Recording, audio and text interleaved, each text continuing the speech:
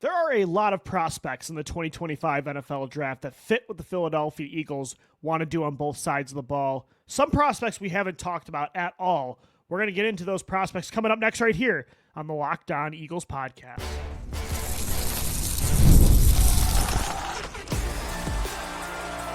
You are Locked On Eagles, your daily Philadelphia Eagles podcast, part of the Locked On Podcast Network, your team every day.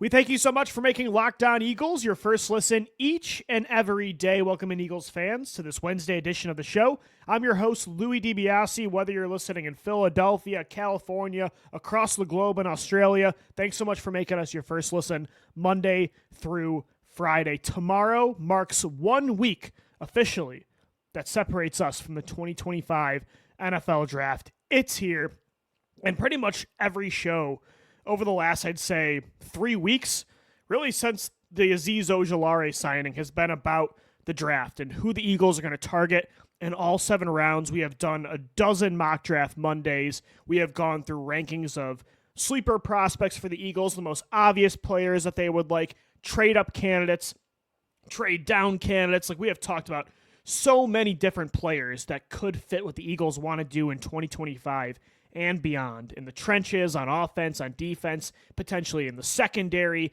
at tight end, maybe some skill position players that they could take later on in drafts. Like, we've really dove into the weeds of this class. But at the same time, there are so many players that we can't get into everybody, right? I mean, there's just not enough time. But today I did want to highlight some more prospects on both sides of the ball that could be like obvious fits for the Eagles that we're not talking about enough on offense or defense, that you might be a little surprised when you hear their name called with the 32nd overall pick the Philadelphia Eagles select, with the 64th overall pick the Philadelphia Eagles select. But then these players, once you hear their name, you go, oh, wow, I didn't think of that guy, but he makes just as much sense for the same reasons as why I wanted this guy, right?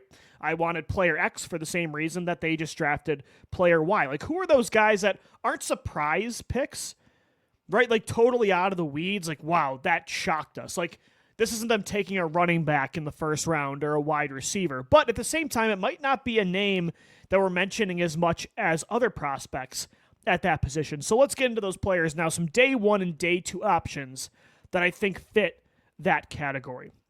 When it comes to day 1, potential first round picks that are better fits with Philadelphia than maybe the consensus think, I think one guy that's getting a lot of momentum actually this week, but before that was kind of an underrated option for Philadelphia. It's Texas A&M edge rusher Nick Scorton. Like, Scorton before this week was really not talked about nearly as much as Mikael Williams and Shamar Stewart and James Pierce, and whether or not the Eagles would be comfortable with Mike Green's off-the-field issues coming out of Marshall, Donovan Ezereku coming out of Boston College. Even then, we started to talk about second-round options like Princely Uman-Milan and Femi Oladipo from UCLA. But Nick Scorton, when you think about it, he really fits what the Eagles want, and it's not a surprise that he was on a top 30 visit to Philadelphia. Last week, he posted on his story on Instagram a selfie with him and Brandon Graham. So Nick Scorton was in the building, and it shouldn't surprise you at all if they can't move up or trade down, and maybe they do trade down a little bit into the early picks of the second round. I think Nick Scorton is a top candidate that we're just, maybe at least on my podcast, we have not talked about enough. Like I said, he was a top 30 visit. People have called him the most aesthetically pleasing pass rusher in this class. Like, he is so smooth. I think he has really good bend. His spin move is off the charts. He had a 10-sack season in 2023, so the production was there at the collegiate level. I think he's a really high-floor player that could come in right away and be that third or fourth guy in your edge rotation with Nolan Smith, Jalix Hunt. I think he would instantly push Azeez Ojulari and Joshua Uche or Bryce Huff for snaps. Like, I think Scorton could come in right away and be a solid role player. I think he has a high floor. I do want him playing at a little bit of a lighter weight this year compared to last year, because I think he is a good speed to power rusher. That spin move, like, you want him a little more agile. Like, he has that bend, but he didn't carry it as well with the weight of last year when he was with the Aggies. So I think if he can lose a little bit of weight, play at a lighter weight in 2025, he could be a really good fit for what Philadelphia wants. And it would make sense, too, from the standpoint of maybe there's just nobody worth trading up for, or you just can't get up the board. Nick Scorton might be the best of what you have left available, whether it's at 32 or the board just doesn't fall the way you want it, your positions that you're targeting. So you trade down into the early 30 picks in the second round. I think Nick Scorton could make a lot of sense. And at least for me, from my show, I've been talking about at least 6 to 7 to 8 pass rushers before I get to Nick Scorton's name. And I think he could make some sense. Another player that fits this category of an underrated fit for Philadelphia on day one, it's a guy I mentioned very briefly yesterday, Texas offensive lineman Kelvin Banks. And I don't know if he could fall all the way to 32, but I could see it because there are some really good offensive linemen in this class between Simmons and Donovan Jackson and Zabel and Booker. There are some players that NFL teams might prefer over Kelvin Banks. If he does fall, I could see the Eagles being very interested. Again, I think for me personally, I like guys like the 2 Ohio State players, Simmons and Jackson. I like them better than Kelvin Banks. Josh Connerly, I've heard, fit Philadelphia more than Kelvin Banks. Gray Zabel, I've also heard kind of connected with Philadelphia more than Banks. But when you look at Kelvin Banks' tape, he has really good footwork. His pass blocking ability is his strength. And Philadelphia, they like that on the offensive line. They will probably like his size. It's 6'5", 300 plus 10 pounds. A really smooth athlete, though, in open space, considering that size. So the size is not a sacrifice of his athleticism. They might want that bigger guard like they had last year with Mekhi Becton, but at the same time, long-term can be a tackle. Kelvin Banks primarily played tackle with the Longhorns, but maybe based on what you're looking for, could move inside for a few years to start his NFL career. I think Kelvin Banks, again, not you can't say, I've had so many people reach out and be like, there's no way this guy's available at the Eagles pick. There's no way this guy's available.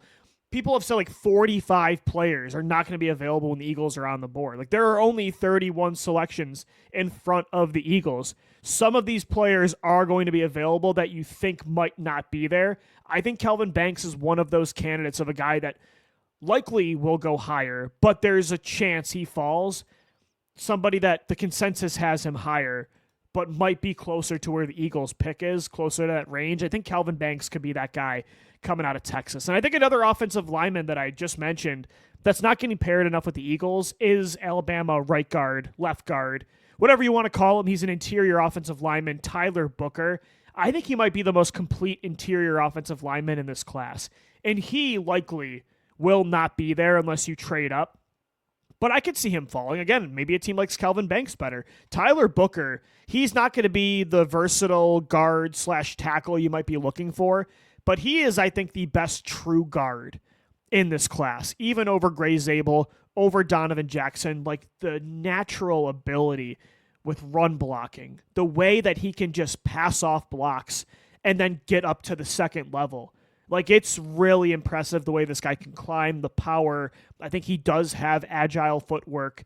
He is not going to be someone that projects to tackle at the next level, but I really think, similar to Banks, he might not be in this range, but if he is there, I think the Eagles would be all over this pick. So those are the 2 offensive linemen on day one that we're not talking about as much as Gray Zabel, Justin Simmons, Josh Simmons, I should say, excuse me. Donovan Jackson, Josh Connerly, Kelvin Banks, Tyler Booker. I think they fit, though, if they are in range for the Eagles, whether it's through a trade-up or they fall to 32. And the one other player on day one that fits more than we're talking about for the Eagles in the first round, Texas defensive back Jahdae Barron. If the Eagles truly want to add a positionless player on defense, a versatile player early on, and let's say the board just does not fall well in the trenches, right on the offensive line, pass rushers, Malachi Starks and Nick Emenwari go earlier than we think. But the Eagles still want to add a hybrid defensive back that can maybe play some safety, play in the box, maybe can play some nickel corner as well, depending on what you want to do with Cooper DeJean long-term. Jahdae Barron, I know he's a guy I've talked about a few times, but I don't think enough people are pairing him with Philadelphia. I think the Eagles might see in a weaker class that might just not have the board fall right, maybe they don't want to take a true corner like Trey Amos, even if they're the best player on the board, because long term, you probably won't bring that guy back on an extension. But maybe they want to bring a guy in, even if he does play traditionally, majority of the time he does play corner, like Jahdae Barron did at Texas, but maybe he has the chance to be something different. Like Cooper DeJean mostly played on the outside of corner at Iowa, but the Eagles said he could be a nickel corner, and he was one of the best nickel corners in the game last year. Maybe they try that strategy again and say, yeah, Jahdae Barron played corner, but we think he could be a safety at the next level. We think he could be another positionless defensive back like Cooper DeJean. You add two of those guys, and you have two mismatch nightmares for the Eagles secondary. Like, I think that's a really good option in the scenario where the board doesn't fall, but Jahdae Barron falls down the board into your lap. It would be really good value. And I think, again, unlike Trey Amos or one of those other, more, true corners of this class, like Maxwell Harrison coming out of Kentucky, Barron might have more of a cemented long-term role for the Eagles. And they could also use Kelee Ringo in this scenario, whether it's Amos or Harrison pick on day one. That guy's going to likely be the starter and Ringo's back to the bench. So it also depends on how you feel about Kelee Ringo. But I think Barron would fit in really well in this defense. All right, guys, coming up next right here on the Locked On Eagles podcast, I got more of these players that are underrated fits for the Eagles, this time on day 2 of the 2025 NFL Draft. We'll get into it coming up next right here on the Locked On Eagles podcast.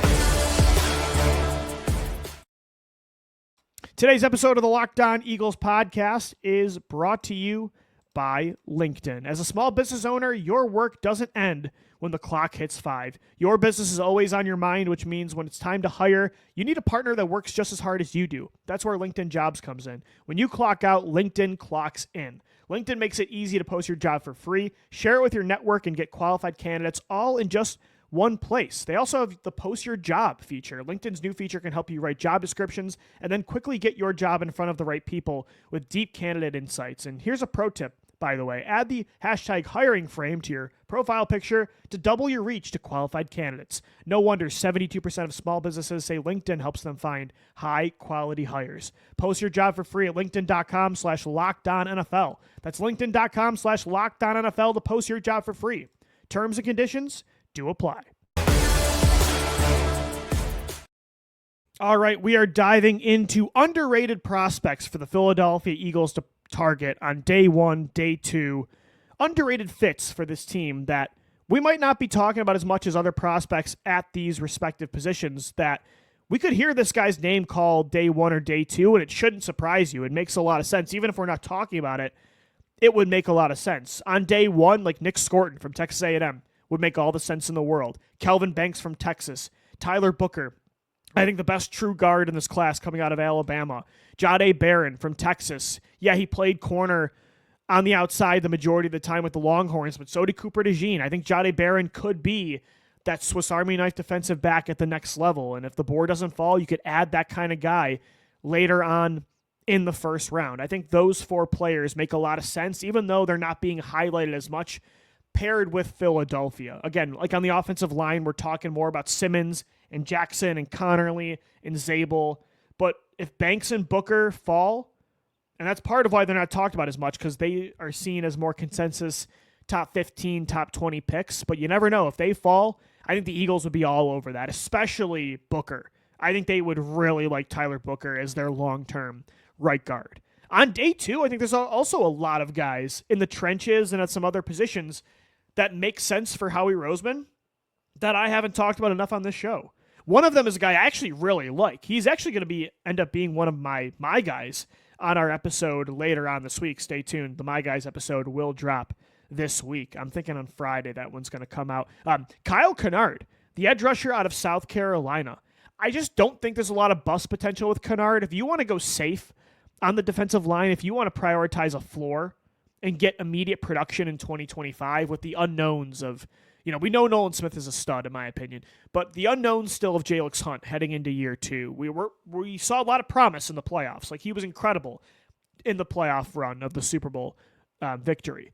But you never know heading into year 2 what you're going to get out of Hunt. Joshua Uche and Azeez Ojulari, we're kind of just throwing darts on a dartboard, like seeing if those guys stick. Can they meet that, day 2, second round potential that the Giants and the Patriots placed on them years ago. Bryce Huff, can he live up to that contract at all if he is on this roster? So there's a lot of what ifs on the edge.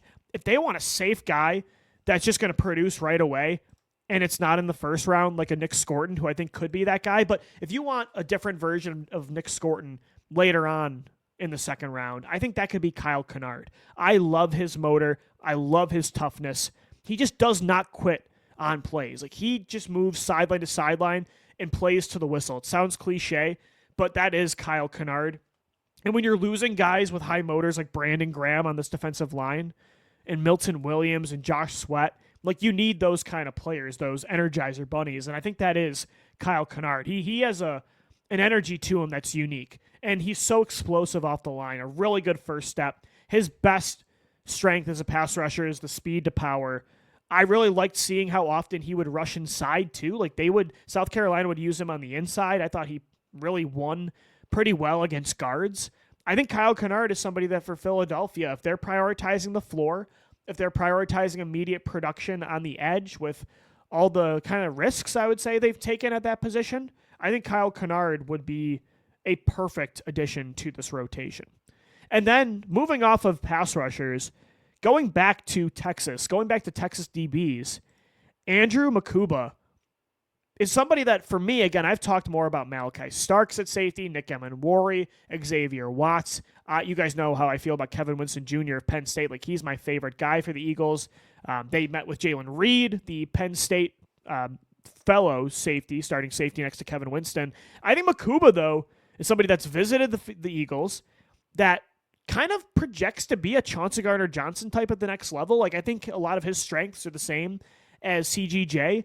I think Makuba would be a good replacement for Chauncey. Like, I think he, like Chauncey, he has such good vision in zone coverage, is more of a cover two deep safety, intruding passing lanes, making plays on the ball. He's not the best tackler. He can be sporadic at times, like Chauncey, but like Chauncey as well, very willing and explosive downhill. He's willing to get physical and make hits. Like, he's not afraid to get in the mud and help out against the run. He is not the tackler, I would say, of other guys on day two, like a Kevin Winston Jr. out of Penn State, but Makuba's very willing, and again, he's a playmaker, and that's what you're losing with Chauncey Gardner-Johnson. I feel like he fits that role really well, and then you can run, three safety sets at times with Reed Blankenship, Andrew Makuba, and Sidney Brown. Again, for me, this is more of a player that I haven't talked about enough. I think if you miss out on Jahdae Barron in the first round, you want to add a versatile defensive back, you want to add a playmaker that can really roam sideline to sideline. Is he the best one-on-one coverage safety? No. But Makuba, again, his vision and zone coverage, like his ball hawk instincts, they're really enticing. I do think he kind of reminds me of CGJ. I think the Eagles will like him. I wouldn't be surprised at all if he's the 64th overall selection. And then one more player on defense before we get to offense. Here's a guy that I think, going back to the edge rusher position, the Eagles might like because of the prototype he is, Arkansas edge rusher Landon Jackson. I just think at 6'7", his weight, his length, the wingspan, the power moves that he possesses on the edge, more of the hand in the dirt type of guy. You lost a lot of that style with Josh Sweat at this position. I think they might want to replace him with a guy of this style, like a Landon Jackson. I've leaned more towards somebody like a Jared Ivey for that specific role. But Landon Jackson, I think, could be that guy. And I think he projects as he's honestly, I wouldn't be surprised if I heard his name called on day one as like he went from any range of 27 to 32. I could see it. I think he'll actually be a early day two pick, but I could see if the Eagles traded down from 32, if they traded up from 64, I could see Landon Jackson being somebody that they're very interested in. And then a guy on offense, the offensive line, a tackle out of the University of Minnesota, and I'm going to get this name right, Ernte Ursary, the Minnesota tackle, who I think reminds me a lot of Mekhi Becton.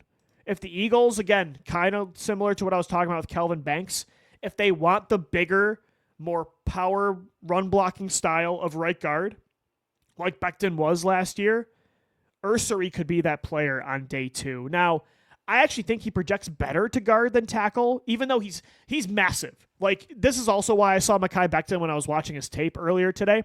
He's 6'6", 331 pounds. Like, he's a massive human being.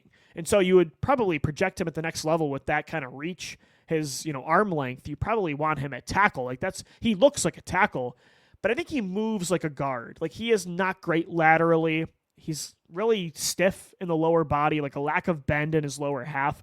I think he might be better as more of like a power guard with, running like inside run zone concepts. I think he's maybe more of a Mekhi Becton 2024 right guard style of player.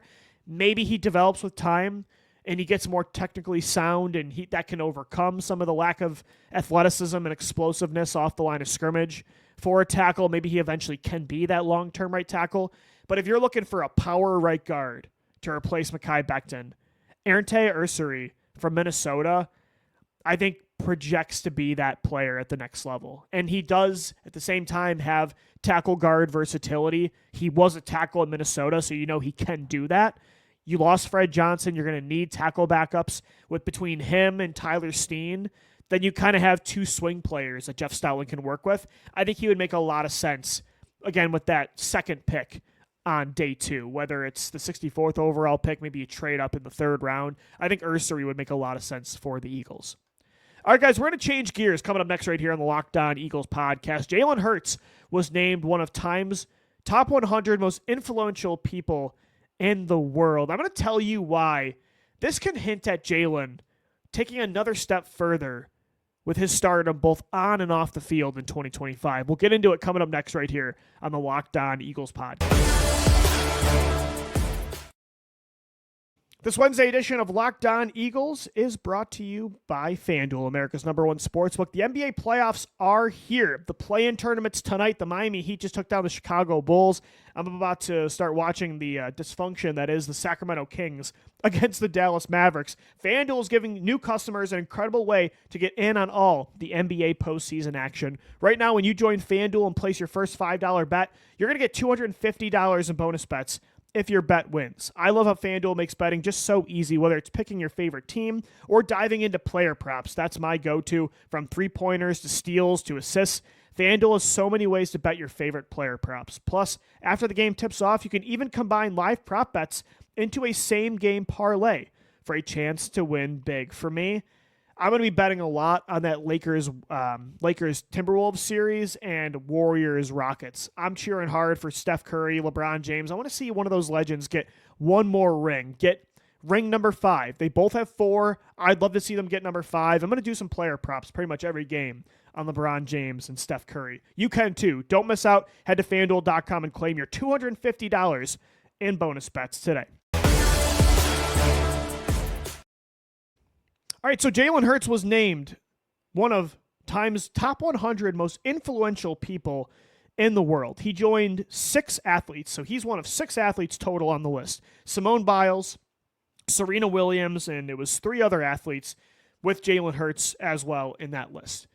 And it was cool to see an Eagles quarterback be on that kind of list that isn't just about sports, but the top 100 most influential people, and the Eagles quarterback is in there. Like, that's really cool. And this is new territory for Eagles fans, for the organization themselves. They've had stardom at quarterback before, but not like this. They've had flashes in the pan, right, where their quarterback is the talk of the league, the talk of the season, maybe even going outside league circles. Good Morning America's talking about them. News networks that aren't really focused on sports. You look behind me, Sports Illustrated. We've had Carson Wentz on the cover. We've had move to the side for our YouTube viewers, like Nick Foles on the cover. I got a Randall Cunningham Sports Illustrated up there. Same with Michael Vick. Like, Randall Cunningham was a star, changing the game, changing the quarterback position in the late 80s and the early 90s. Michael Vick in 2010, that comeback player of the year campaign, had everybody talking about the Eagles and Michael Vick. Carson Wentz's 2017 run. Nick Foles in 2013, the 27-2 run. Then his Super Bowl run of 2017, another run in 2018. Like, the Eagles quarterbacks have been in the headlines before. But what Jalen Hurts is doing right now, the global star he's becoming, this is new territory for Philadelphia. Like, they have never had what Jalen Hurts is becoming. Like, a true long-term face of the franchise that is building on the field a Hall of Fame resume. He's winning and making multiple all-time Super Bowls. He has had 2 all-time Super Bowl performances. He is a Super Bowl MVP, an MVP runner-up in 2022. Like I said, he is building a gold jacket-worthy resume in the NFL. But he's also building this brand off the field with the Jordan brand, Love Hurts, that commercial. Jalen Hurts has this way of him. His marketing, his brand it's become bigger than the Eagles. And that's the thing with an Eagles quarterback.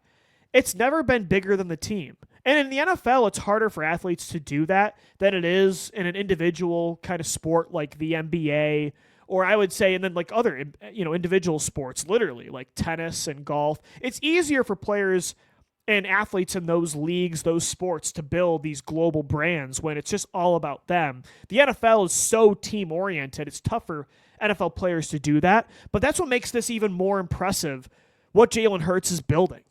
Like, this is really cool to see an Eagles quarterback do this. I got to imagine Jeffrey Lurie is over the moon with how this is all worked out.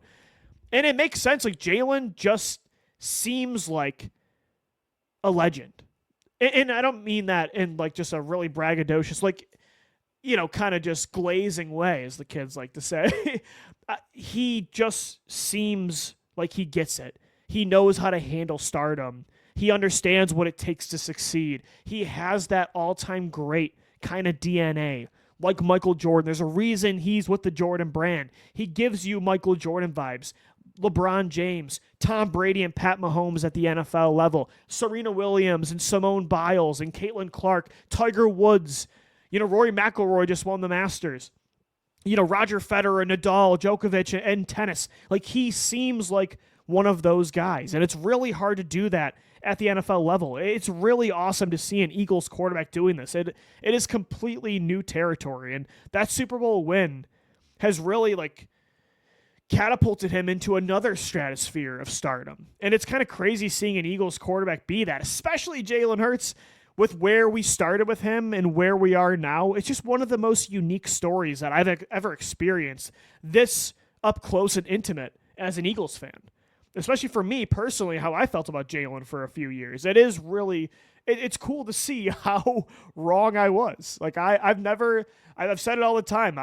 This is the best crow that I've ever eaten. And I do think there's another level of stardom he's about to get to on the field as well. I've actually compared, you guys have heard me during the playoffs, I said this too. I have compared his career trajectory a lot to Russell Wilson. I've done that before, and I think that's going to continue in the stardom department as well. So Russell Wilson, if you remember, his first 5 years in Seattle, he started off as this mobile, deep threat specialist that you had on like a controlled pitch count from a pass attempts perspective. As he developed more as a passer, he was still raw in progressions, pocket passing, throwing over the middle of the field. He had a loaded roster around him. He had Marshawn Lynch. He had the Legion of Boom. You won with Russell Wilson. He was, in certain opportunities, like, he was super clutch. He was an elite deep ball passer. He was an elite mobile quarterback. But was he the complete star of an Aaron Rodgers at that time or a Tom Brady? No. But then, after those first 5 years of his rookie contract, you started to see him carry the Seahawks. You started to see him really become an advanced passer. You started to see him become a star off the field. It was really after that first Super Bowl win in 2013 and the back-to-back Super Bowls in 2013 and 2014. I think you're seeing that similar trajectory with Jalen Hurts the last 3 years, on and off the field. And look, when you have Saquon Barkley, his numbers are always going to be lower than they could be. They're going to be lower than they were in 2022 and 2023. But I could see him start to put together consistently the efficiency of last year, but also the nuclear passing game statistically of 2022, the first half of 2023. I really think we're in for, quarterbacks, they're not going to have MVP finalist seasons every year, but there's a top 5, top 10 floor, and they're going to have top 3 seasons, every few years. I think we're in for a 2022-like season for Jalen in 2025. I really do. I think that Super Bowl really showed us how advanced of a passer he's becoming. Like, that was no joke what he did in the NFC Championship and in the Super Bowl. And I think that season's going to really teach him a lot about what it takes to be an efficient quarterback, but now add on the aggression that we saw in 2022 in 2023. And if you look at Russell Wilson after those first 5 years, like, he didn't have a season with 500 passing attempts or more in his first 4 years. Then he had 4 of his next 5 seasons eclipse 500 passing attempts. He had in his first 5 years one 30-plus touchdown passing season. He had 1 year where he had over 30 passing touchdowns his first 5 years. Then, after those first 5 years, his second contract, he had 4 straight years where he threw over 30 passing touchdowns. And again, will Jalen get to that level statistically right away with Saquon Barkley in the offense? Probably not. But I think he's going to get to that caliber of player week after week. I really do. I think he's becoming the star, the global star off the field. I think this year you're going to get that 2022-like season again from Jalen Hurts. I think he's becoming a really advanced passer like Russell Wilson did eventually.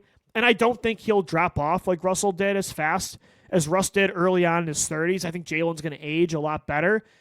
I do think there's another level of his game to get to.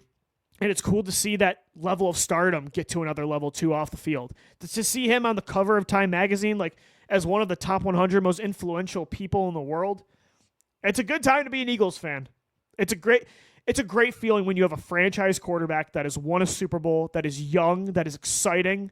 He's a fun watch on the field, mobile, pushes the ball down the field, and now he's a global icon. It's rare. This doesn't come around often, Eagles fans. Enjoy it. Sports fans don't get this often. Some teams get it once ever. Some teams never get it. And the Eagles have that right now with Jalen Hurts. We're watching history. We are in the golden era of Eagles football. We are witnessing the greatest quarterback of all time in franchise history at his peak. And that's a cool thing to witness, and I was wrong. I'd like to say it for the 1000th time. I was wrong about Jalen Hurts, and thank God I was.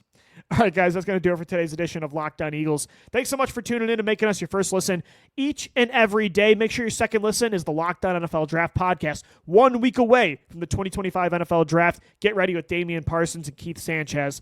Part of the Locked On Podcast Network, your team every day. Thanks as always for downloading, watching, and listening, and let's go Birds. Fly, Eagles, fly.